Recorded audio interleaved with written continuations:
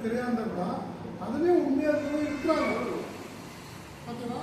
அப்போ நீ கடவுளுடைய படிக்க இன்னொரு படி முன்னேறி போனாலும் அவரோட சவுலா இருக்கும்போது எவ்வளோ ரோடு போனாரு, அவர் பண்ணார். சவுலா பாடுவாடு எப்படி மாறினாரு. பார்த்தா அவருடைய சரித்திரம் அப்போஸ்தலர்களிலேயே பெரிய அப்போஸ்தலர் ஆகும். இயேசுக்கு சமானமா அவரு அவர் 1910 கிபி 10ஆம் பொறுத்துள்ளார். கிபி 10ஆம் பொறுத்துள்ளார். பார்த்தீங்களா? பெரிய படிப்பு. அவங்க 16 மாதம்